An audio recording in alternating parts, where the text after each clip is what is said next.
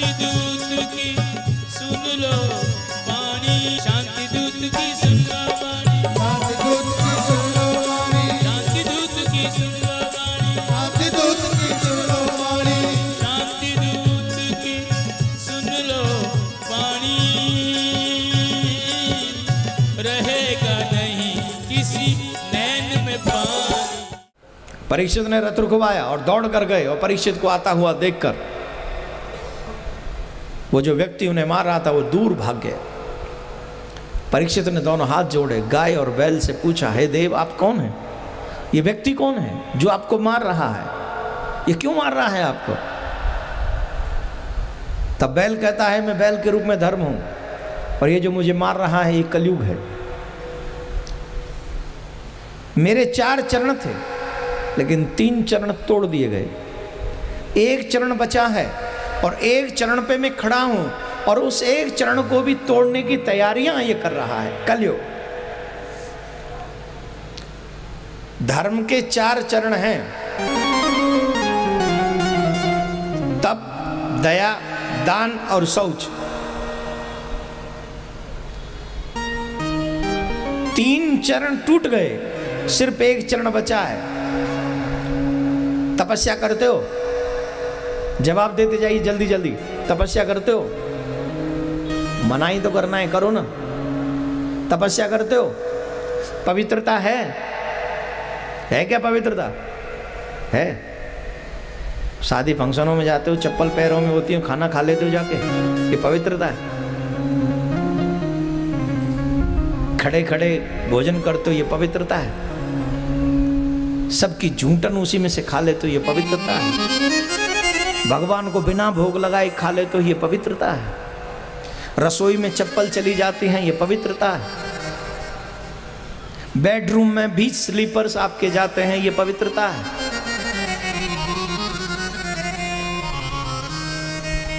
और गिनाऊं कि यही बहुत है? और हर एक घर में हो रहा है ये सब। बहुत कोई बिरला ही बचा होगा, कोई रेयर जिसपे ठाकुर की असीम अनुकंपा है वो बच गया होगा। और वो घर में तो बच गया है, बाहर जाके वो भी ऐसा ही कर बैठता है।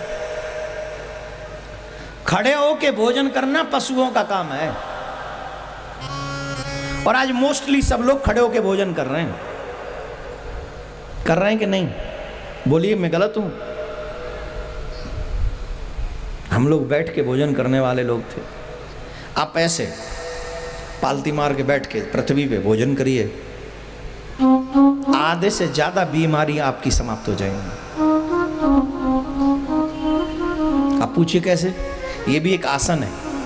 जब आप ऐसे बैठ के भोजन करते हो तो वो भोजन तुरंत की तुरंत पचता चला जाता है। जब भोजन पचता नहीं है तभी आपके पेट में बीमारियां लगती हैं। जब सबसे बड़ी प्रॉब्लम ये गोडाउन है आपका पेट बीमारियों का। इसमें अनाप शनाप खा लेना और उसे न पचने देने का मौका देना, वो न पचे तो आप बीमार होगे। हमारे पूर्वज इतना लंबा कैसे जी लेते थे पहले? कि वो नियम संयम व्रत से रहते थे। हम लोग क्यों मर जाते हैं टाइम से पहले? आजकल 30 साल के बच्चे को शुगर हो जाती है, शुगर हो गई।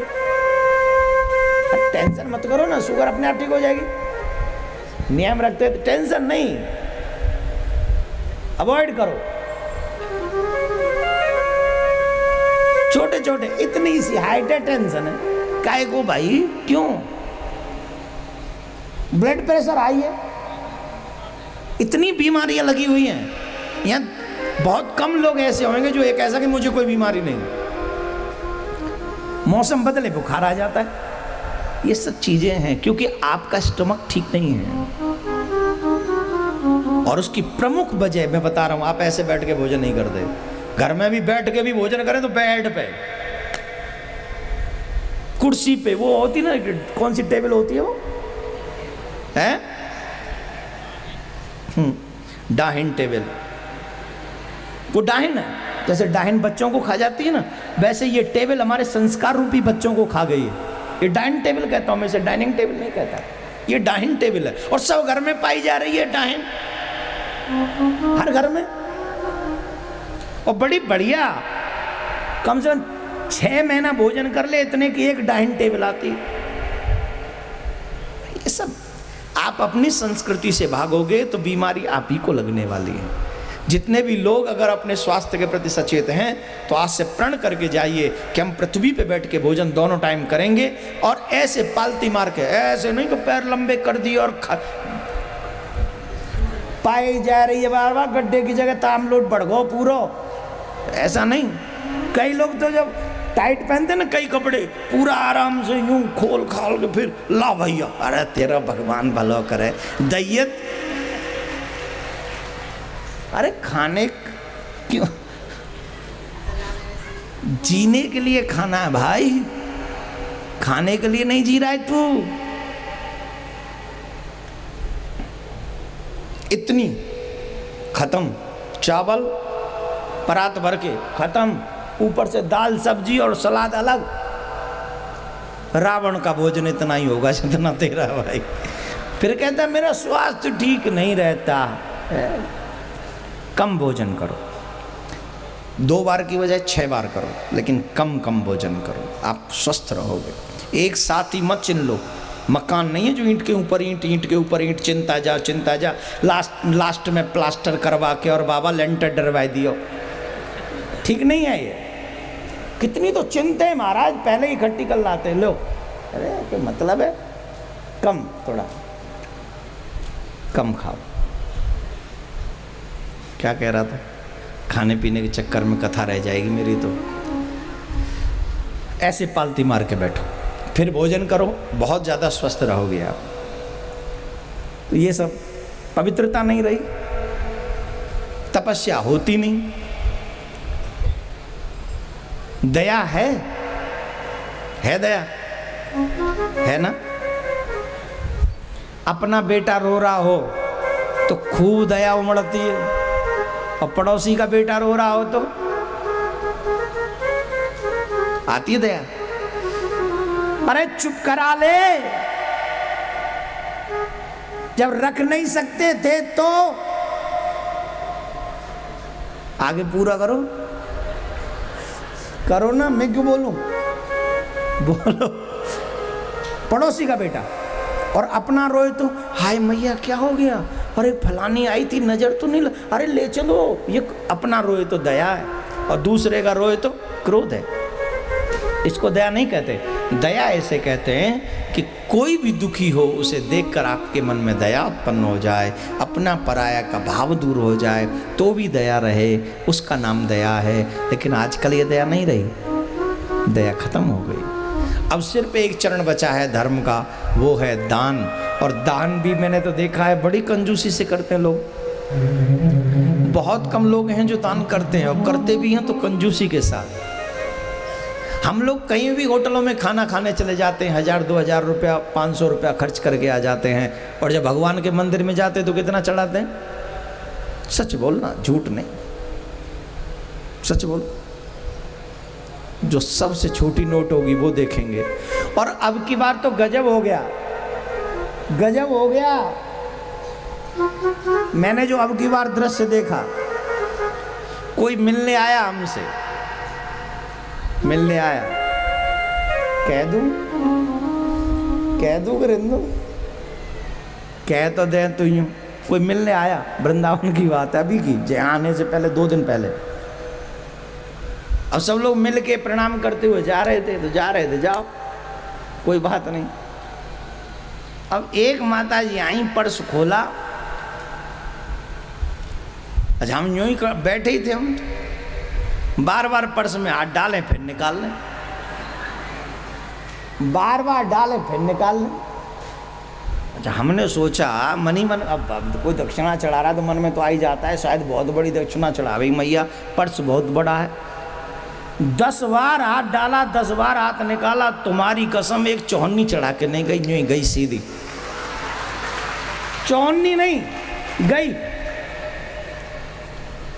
अब हमने अपने लोगों से कहा जिका करके गई, हमन तो जाते कहीं ना है कि तू चढ़ा, अब तो चढ़ाना ही ना तो रही, हाथ का ही उड़ा रहे हो, और हाथ डाल दो तो ब्राह्मण की उम्मीद पे ऐसे पानी फेर के जो चले गए थे। ऐसा तो ना करना, पर गई वो तो उसको आप कैसे रोकोगे।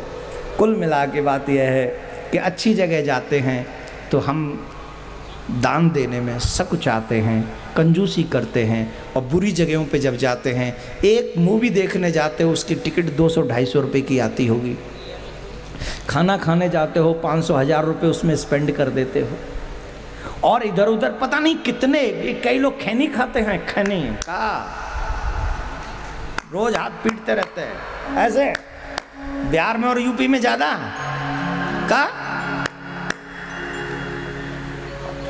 पूरे दिन हाथ तेरा बुद्धि भ्रष्ट, उस पे कितना खर्चा करते हैं, हर बुरी चीज पे हम लोग कितना खर्चा करते हैं, लेकिन जिससे हमारा आत्म कल्याण हो सकता है, जो भगवान के यहाँ जाकर हम स्पेंड करें तो हमारा कल्याण हो सकता है, वहां पर हम कितनी कंजूसी करते हैं। तो ये सब बातें हैं। बोले महाराज कलयुग मार रहा है हमको, तो बोले ठीक मैं इस कलयुग को देखूंगा। गाय से पूछा आप कौन है? बोले महाराज मैं भी पृथ्वी हूं गाय के रूप में। आप क्यों दुखी है? बोले मैं भी कलयुग की वजह से दुखी हूं। राजा ने खड्ग निकाली, बोले हम इस कलयुग को ही समाप्त कर देंगे, चाहे जो हो जाए, ना कलयुग रहेगा ना हमारे धर्म, और पृथ्वी दुखी होगी। तो राजा को जब देखा अपनी तरफ बढ़ते हुए कलयुग ने, तो कलयुग ने कहा महाराज आप हमें मारना चाहते हो बिल्कुल मार देना, लेकिन हमारी प्रार्थना सुन लो। सारे युगों में कुछ न कुछ अच्छाई है, तो हम में भी कुछ अच्छाई है। आप में क्या अच्छाई है? बोले हम में भी अच्छाई है। क्या? कलयुग केवल नाम आधारा, कलयुग केवल नाम आधारा, सो मेरे नर उतरे ही पारा, सो मेरे नर उतरे ही पारा। हरे नाम हरे नामैव केवलम, कलो नास्तैव गतिरन्यथा। कलयुग में सिर्फ नाम आधार है महाराज, नाम जपो बेड़ा पार हो जाएगा। बोले अच्छा ये बात है? बोले हाँ। बोले ठीक हम तुम्हें नहीं मारेंगे, तुम्हें रहने के लिए कुछ अमुक स्थान दे देते हैं, वहां पे जाके रहो। कहां पे?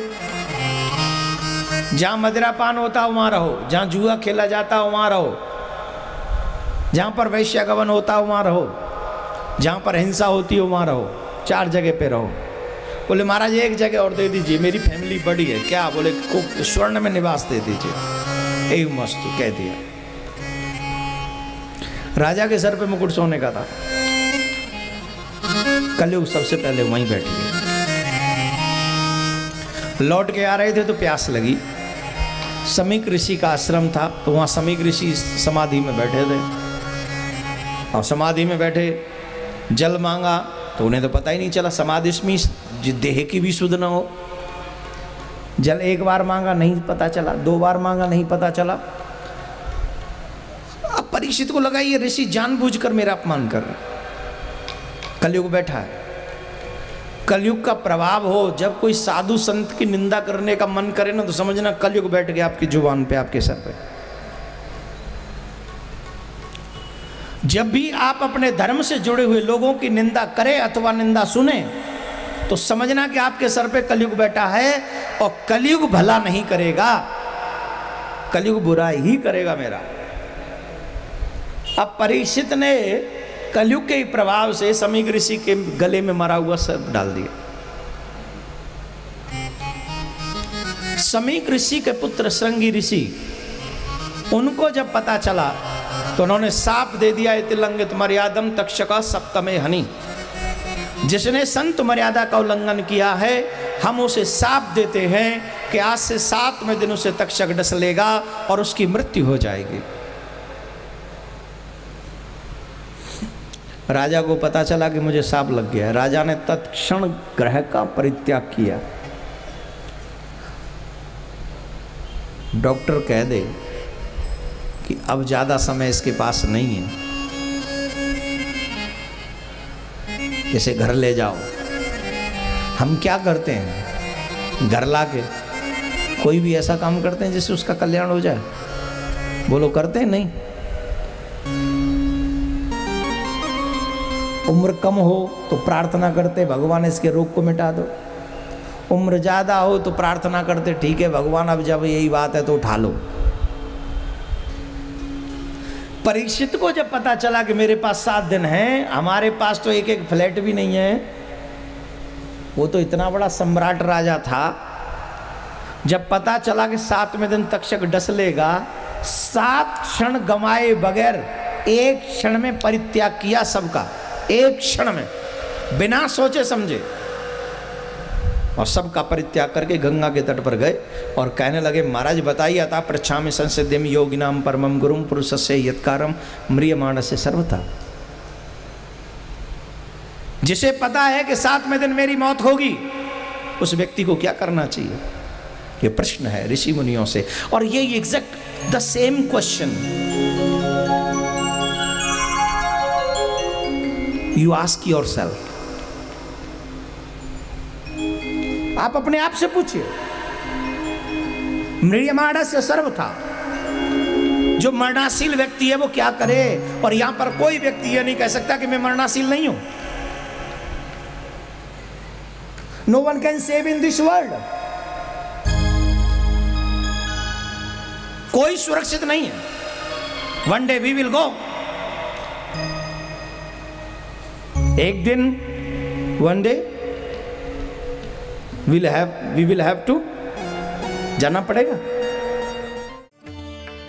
पूज्य महाराज श्री का स्वप्न विश्व में शांति और घर घर में भगवान के नाम का वास, इस संकल्प को एक महाअभियान बनाने का बीड़ा उठाया है श्रद्धेय शांति दूत श्री देवकी नंदन ठाकुर जी ने। भौतिकता के दौर में भटक रही युवा पीढ़ी को भी अपने महाअभियान से जोड़कर उनको भी भगवत भक्ति के रस से सराबोर करने का दृढ़ निश्चय किया है महाराज श्री ने। साथ ही विश्व शांति सेवा चैरिटेबल ट्रस्ट महाराज श्री की अध्यक्षता में अंतर्राष्ट्रीय स्तर पर भगवत भक्ति के प्रचार के साथ मानवता की सेवा के लिए भी प्रतिबद्ध है। जरूरतमंदों की सहायता और विषम परिस्थिति में महाराज श्री ने सदैव सबके लिए अपना हाथ बढ़ाया है। आप भी श्रद्धेय शांति दूत श्री देवकी नंदन ठाकुर जी के महाअभियान में अपना पुनीत सहयोग प्रदान कर सकते हैं। फाउंडर मेंबर 5,51,000 रुपए, समिति मेंबर 2,51,000 रुपए, कार्यकारिणी मेंबर 1,21,000 रुपए, सहकार्यकारिणी मेंबर 51,000 रुपए, आजीवन सदस्य 1,100 रुपए। आप अपना सहयोग विश्व शांति सेवा चैरिटेबल ट्रस्ट के भारतीय स्टेट बैंक मथुरा शाखा के खाता संख्या 3088094445 में जमा करा सकते हैं। मासिक पत्रिका शांति संदेश एवं महाराज श्री द्वारा गाए हुए सुंदर सुंदर भजनों की सीडी व श्रीमद् भागवत कथा एवं श्री राम कथा के डीवीडी सेट प्राप्त करने के लिए संपर्क करें। ज्योति music company, Shanti Seva Dham, Jhatikara, Vrindavan road, Vrindavan, Mathura, Uttar Pradesh. Phone number 0735111221, 0735111331। Delhi कार्यालय C5/90, first floor, sector 6, Rohini, Nai Delhi 110085। Phone number 01147564008। Mobile 9212210143। Website www.vssct.com, www.shantisevadham.in। Email info@vssct.com। Twitter DN/Thakur/G। Facebook Devki Nandan Thakur ji VSSCT।